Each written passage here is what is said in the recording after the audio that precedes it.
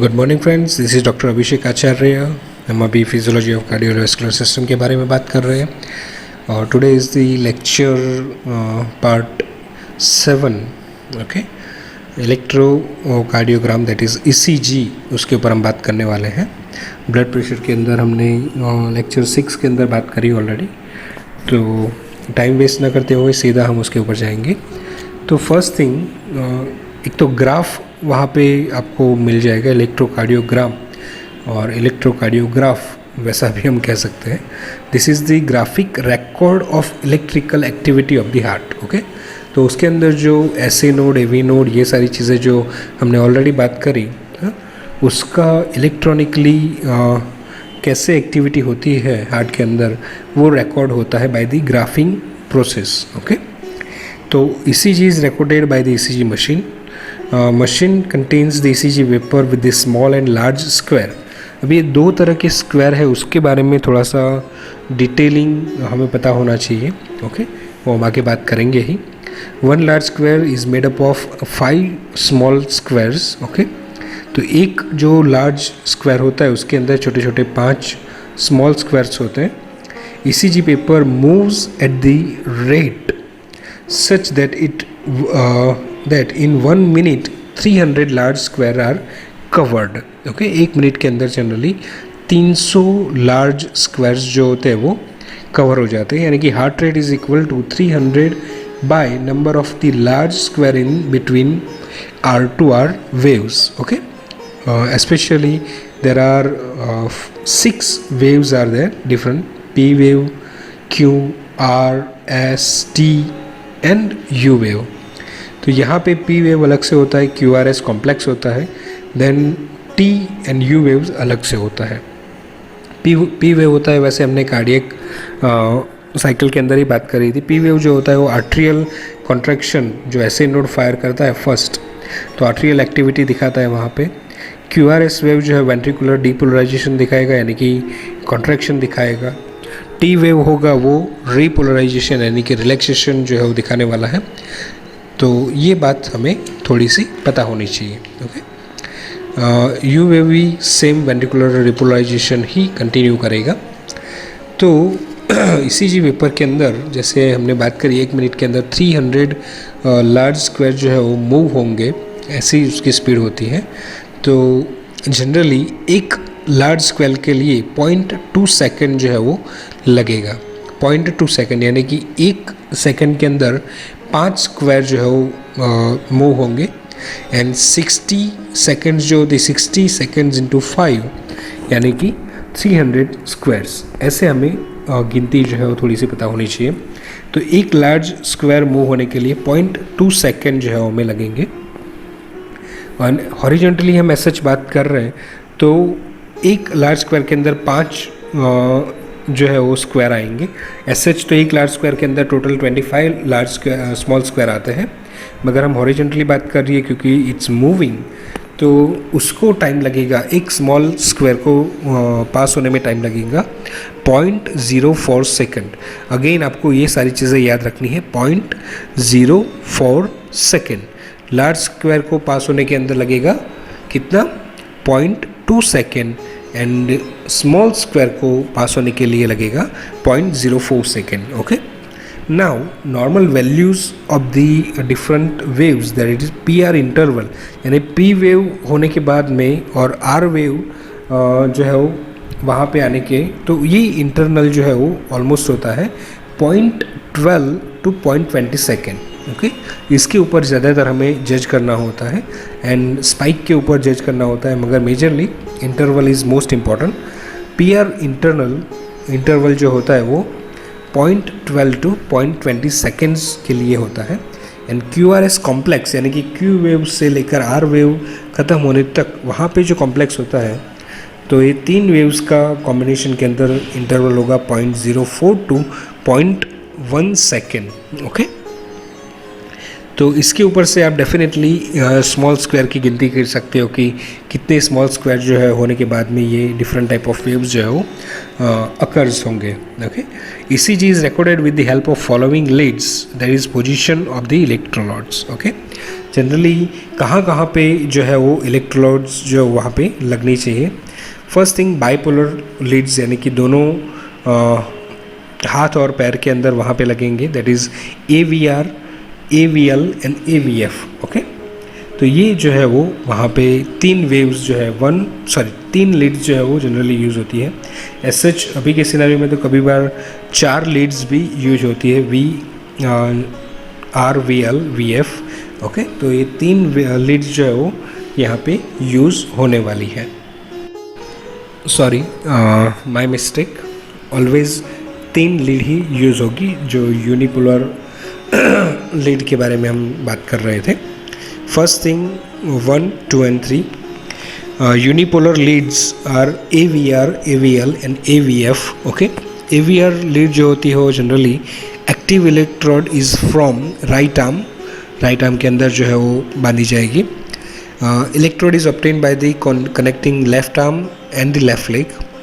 AVL lead जो होती है वो active electrode is from left arm यानी कि लेफ्ट आर्म के ऊपर बांधी जाएगी, रिस्ट के ऊपर जनरली ये बांधा जाता है। In different electrode is obtain by the connecting right arm and the left leg. Okay, AVF lead जो है वो active electrode is from the left foot यानी लेफ्ट लेग के ऊपर से ये बांधा जाएगा। And in different electrode is obtain by the connecting the 2 upper limbs. Okay, तो वैसे AVR यानी कि राइट साइड के लिए जवाबदार है, AVL यानी कि लेफ़्ट साइड के लिए पूरी तरह से यानी कि दोनों लिम्ब के ऊपर से, एंड AVF यानी कि फुट के ऊपर से ये जनरली देखा जाता है। ओके, तो ध्यान में रखें right hand, left hand and left leg foot जो है वो जनरली एंकल के ऊपर के एरिया के ऊपर वहाँ पे टाई करा जाता है।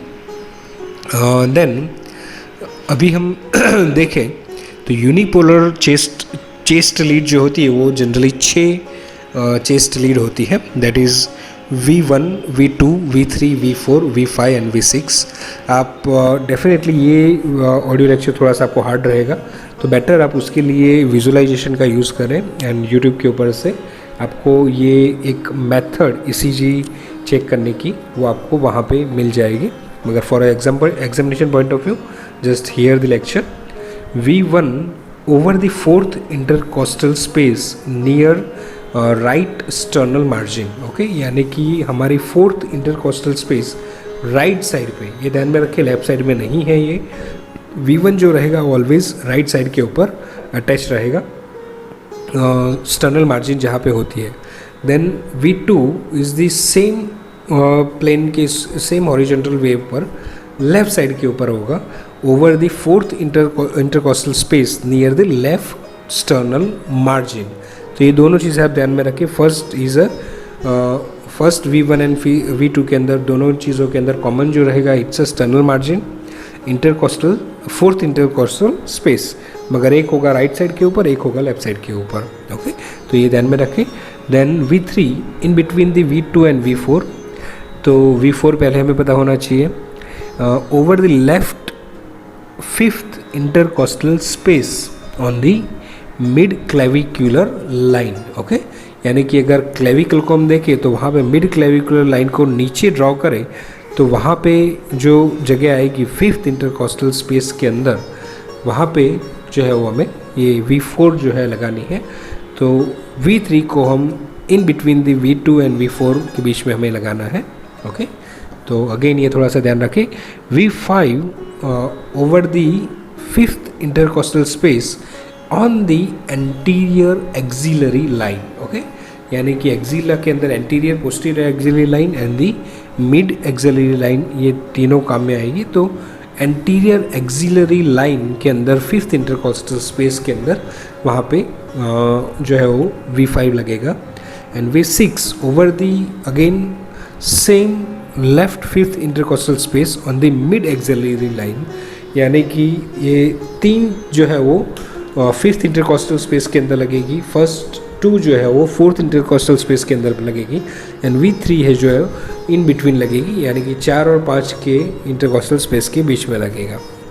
तो दिस इज़ द थिंग जो हमें ऑलवेज याद रखना है। First thing mid clavicular, V4, V5 anterior axillary and V6 mid axillary line मगर in the fifth intercostal space, left fifth intercostal space. तो ये बात ध्यान में रखें। Indication of ECG examination generally 40 years के ऊपर चेकअप किया जाता है ना, इन जनरल प्रिवेंशन के तौर पे। फैमिली हिस्ट्री अगर है कार्डियक प्रॉब्लम किसी की तो हमें देखना होगा। ओबेसिटी, मॉर्बिड ओबेसिटी और एक्स्ट्रा ओबेसिटी, यानी कि अगर आपका BMI जो है वो 33 से लेकर ऊपर हो, 35 से ऊपर, तो you have to measure your ECG examination. High cholesterol अगर लंबे समय तक आपको आ रहा है तो आपको रिपीटेडली ECG जो है वो चेक करवाना चाहिए। Then patients having disease like already hypertension, angina, myocardial infection, rheumatic fever, obesity and diabetes mellitus, तो उनको भी रिपीटेटिवली ऑलमोस्ट 6 मंथ के अंदर एक बार ECG जो है वो चेक करवाना चाहिए। Okay, and the patient complain with the chest pain, dyspnea and exertion, dyspnea and the exertion, थोड़ा सा चलने से, थोड़ी सी सीढ़ियाँ चढ़ने से अगर एक्सर्शन फील हो जाए तो उनको ECG जो है वो चेक करना चाहिए। फटीग बहुत ज़्यादा लग रहा हो एंड द गिडीनेस जो है वो लग रही हो बार बार, तो उनको ये चेक करना चाहिए। Okay, ECG report is given mentioning the following points. ये पॉइंट्स थोड़े से याद रहने चाहिए आपको।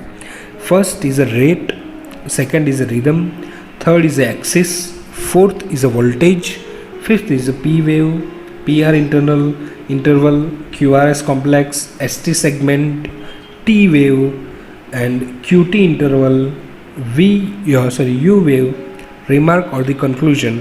Example, that is WNL within normal limit or the suggestion of the LVH, okay, left ventricular hypertrophy।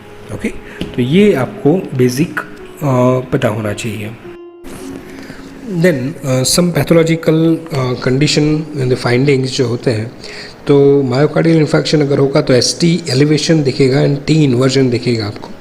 And rheumatic heart disease RHD जो बोला जाता है वहाँ पे PR इंटरवल जो होता है वो थोड़ा सा ज़्यादा दिखेगा। ओके, वैसे PR इंटरवल जो है वो 0.12 से 0.20 सेकंड है, तो उसकी जगह पे 0.24-26 सेकंड्स जो है वो वहाँ पे दिखेगा। क्लिनिकल सिग्निफिकेंस जो है वो U वेव में थोड़ा सा हमें ध्यान में रखना है। एज सच U वेव जो है वो इज़ नॉट ऑलवेज सीन और generally it is insignificant wave in the ECG, but appearance of the U wave in the ECG indicates some clinical conditions such as hyperkalemia, thyrotoxicosis and the hypokalemia. Okay, तो hypocalcemia, hypokalemia and thyrotoxicosis के अंदर U wave जो होता है वो appear होता है and it is very prominent in the hypokalemia. Okay, तो ये बात हमेशा ध्यान में रखनी है। Then myocardial ischemia, उसके अंदर भी इन्वर्टेड U वेव जो है वो अपीयर होता है। तो ये बेसिक थिंग जो है हमें ध्यान में रखनी है। थोड़ा सा मैं आपको ये जो अलग अलग वेव्स है उसके अंदर कौन कौन से वेव्स के अंदर क्या क्या चीज़ें जो है वो आपको याद रखनी है। Again I am repeating from the शंभुलिंगम।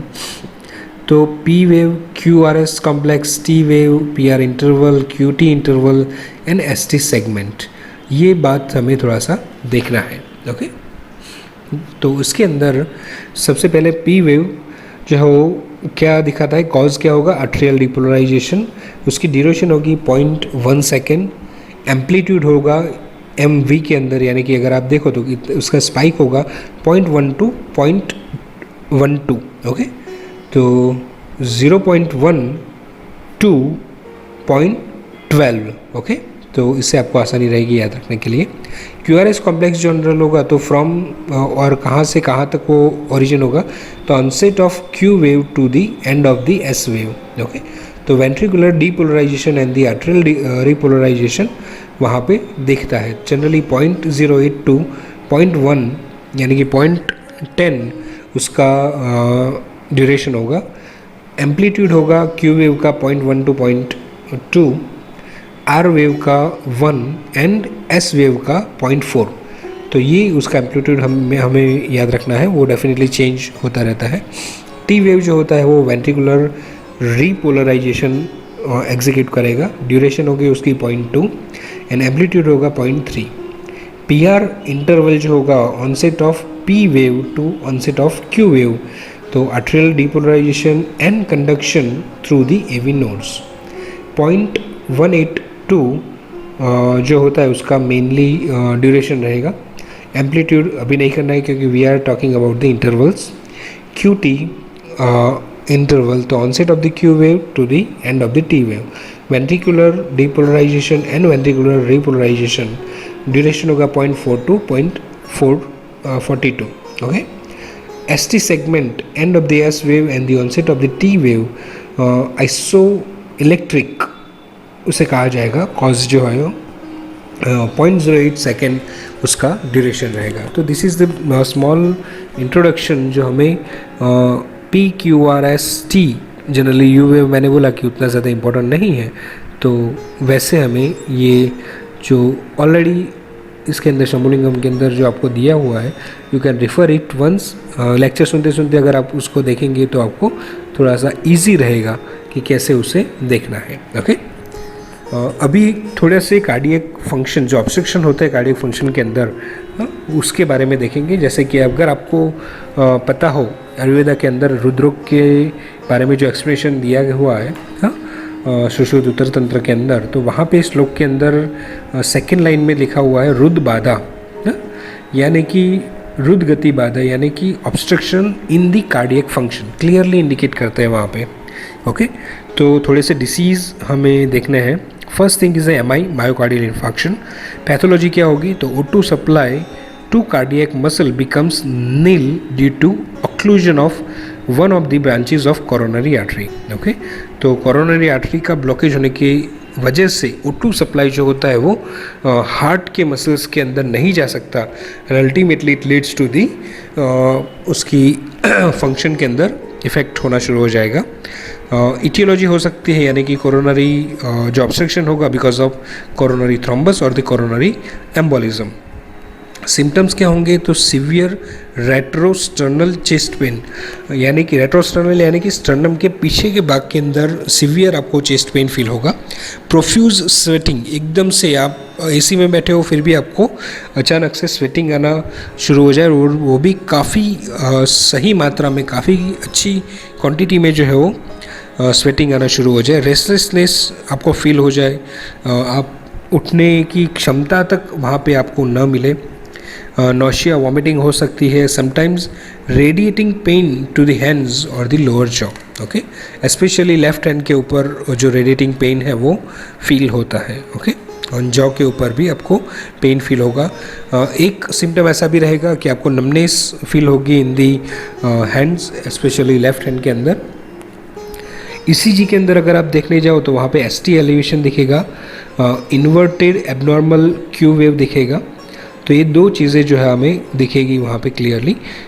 आप अदर एग्जामिनेशन के पॉइंट ऑफ व्यू अगर देखने जाओ तो वहाँ पे we need to do angiography, वहाँ पे सर्टेन डाई जो है वो कोरोनरी आर्टरी के अंदर डाली जाती है, जिसकी वजह से हमें एग्जैक्ट पॉइंट कहाँ पे कोरोनरी आर्टरी ब्लॉक है वो हमें पता चलता है। Okay, second is angina pectoris, यानी कि हार्ट अटैक इसे हम बोलते हैं शॉमन नॉर्मल भाषा के अंदर। एंजाइना मीन्स आई क्राई, यानी कि हमारा हार्ट जो है वो बेचारा रो रहा है। ओके, तो it is the cardiac pain of short duration due to the inadequate blood supply to cardiac muscles. Okay, यानी कि सर्टेन टाइम के लिए, थोड़ी सेकंड्स के लिए जो है वो ब्लड सप्लाई वहाँ पे रुक जाता है, ऑक्सीजन वहाँ पे रुक जाता है, and ultimately we feel pain in the heart. Okay, etiology जो, तो उसका पॉजिटिव क्या होगा, coronary atherosclerosis, severe anaemia and aortic valve. Okay, aortic valve अगर सही तरह से काम नहीं करेगा तो भी it may cause angina pectoris. Symptoms क्या होंगे, short duration chest pain after exercise like climbing, hilling, going on the stairs और आफ्टर सेक्स। ये सारी चीज़ों के बाद में जो हमें शॉर्ट ड्यूरेशन के लिए चेस्ट पेन जो है वो फील होगा। सेकेंड आएगा duration of pain maximum 2 to 5 minutes only, and third symptom is pain in the relieved after rest or the sublingual administration of the sorbitrate tablet. Okay, this is the emergency tablet जो हमेशा heart patient को अपनी पास रखनी चाहिए। तो सॉर्बिटेड tablet जो है वो सबलिंगुअल यानी कि जीभ के नीचे रखने से वो तुरंत ही एब्सॉर्ब होने के बाद में सीधा हार्ट को वहाँ पे इम्पैक्ट दिखाती है और हम स्टेबल एंजाइना को स्टेबल कर सकते हैं. Okay. Third pathophysiological condition is heart block.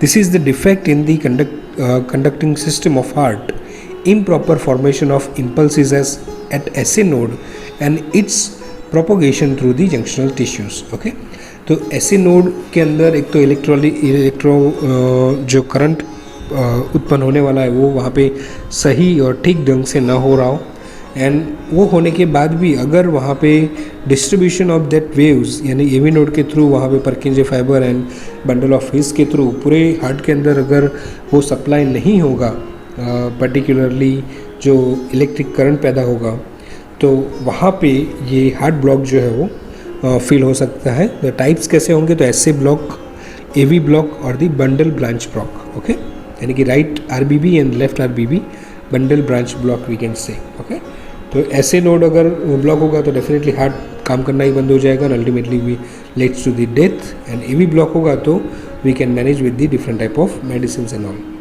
Pulse 30 to 40 पर मिनट होगा क्योंकि वहाँ पे जनरेशन ही नहीं हो रहा है करंट का. अल्टीमेटली जो कॉन्ट्रैक्शन होने वाला है वेंट्रिकल्स में से वो बहुत ही कम और धीरे होगा. Tension and volume of pulse that is high. Arterial wall sclerosed यानी कि आर्ट्रियल वॉल जो होगी वो थोड़ी सी हार्डन्ड हो जाएगी. Pulse character that is collapsing, बहुत ही ज़्यादा कोलैप्स कर जाएंगे, बहुत ही कम वे में उसका स्पाइक जो है वो दिखेगा. ECG is diagnostic. ईसीजी के अंदर हमें इजीली पता चल जाएगा वहाँ पे कि जो स्पाइक्स होंगे हमारे डिफरेंट वेव्स के वो बहुत ही कम होंगे. उनकी जो मिली एम्पियर वाला जो पार्ट हमने ऑलरेडी डिस्कस किया वो बहुत ही कम दिखेगा. ओके, तो this is the part of ECG जो हमने अभी बात करी. लास्ट पॉइंट इसके अंदर जो है वो blood vessels part of cardiovascular system. तो इसके अंदर सुपरफिशियली हमें जानना है कि कैसे हमारी पूरी सिस्टम जो है वो काम करती है हार्ट के अलावा भी. ओके, तो blood vessels are part of the cardiovascular system. Function blood vessels का क्या होगा, तो हार्ट से बॉडी तक और बॉडी से हार्ट तक ले जाने और लाने के लिए ब्लड को जो नाली जैसा काम करते हैं उसको हम ब्लड वेसल्स कहेंगे और वो उनका मेन फंक्शन है. Types of blood vessels that is first is arteries, conduct blood from the heart to the all parts of the body. Second is arterioles, small branches of the artery. Capillaries, the repeated branching of arterioles gives rise to the capillaries. Actually capillary network form होना शुरू हो जाता है in the tissues around, tissue के आजू बाजू के अंदर. Exchange of gases and nutrients takes place across the thin wall of capillaries to the tissues. Okay, capillaries are absent in the cartilages and the epithelium. ये थोड़ा सा ध्यान में रखिए. तो वहाँ पे कार्टिलेज के अंदर ब्लड सप्लाई न के बराबर होता है और जनरली नहीं होता है, इसकी वजह से उनका कलर भी रेडेंट दिखाई देगा.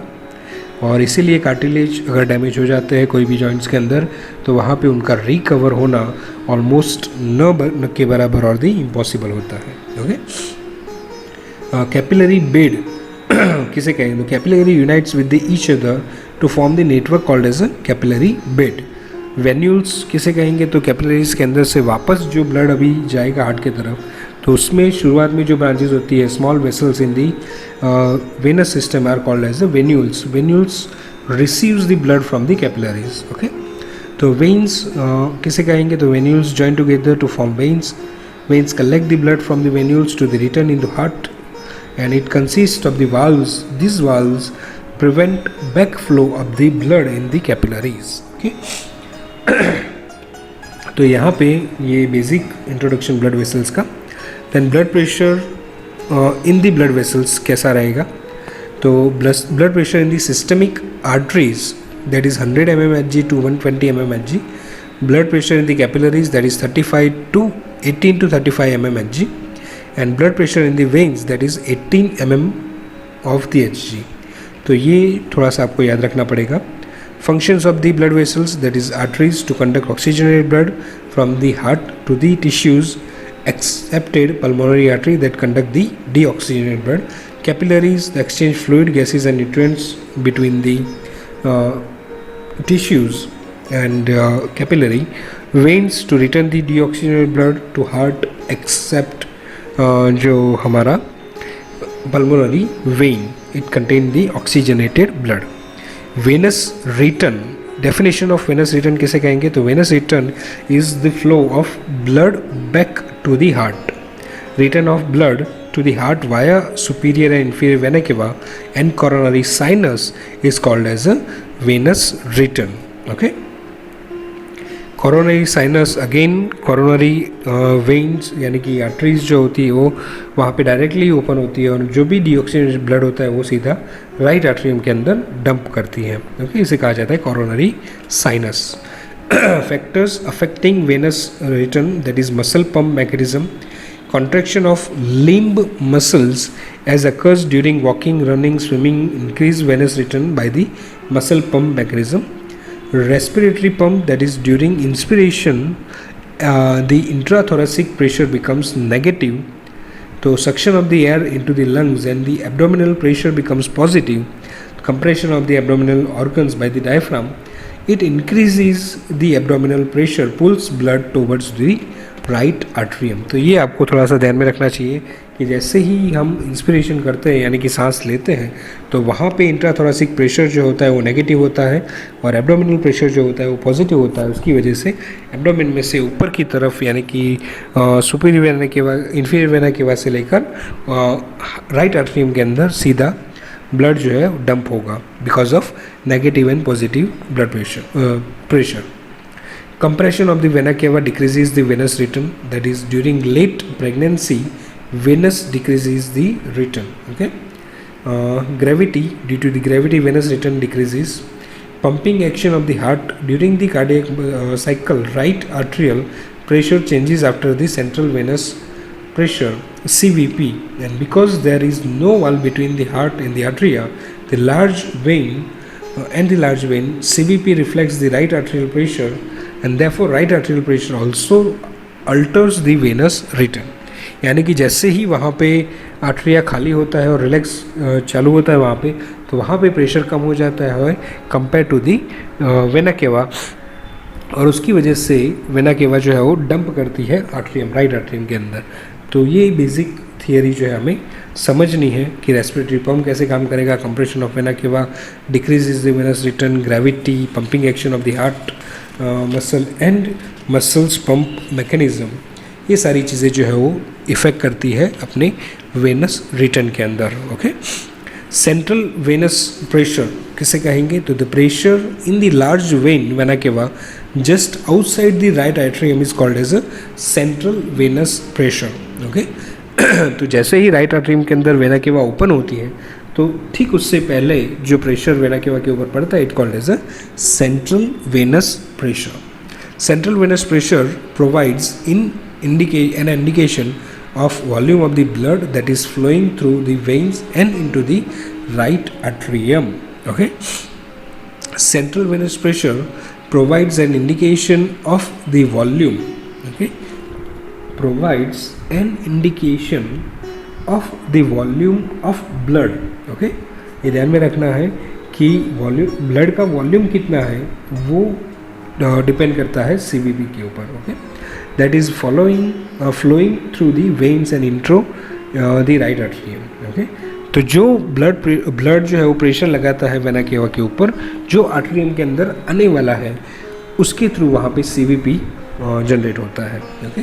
तो relation of the cardiac output to central venous pressure, if cardiac output is low then blood tends to the backup in the veins, and due to the low cardiac output central venous pressure increases. Okay. उसकी वजह से वहाँ पे increase होगा. Last point is the physiological effect of the high venous return on the heart. If CVP increases, the heart can respond in the two way. First, it can beat faster, and second, it can pump more blood with each beat. When heart respond in this way, then the backup is relieved.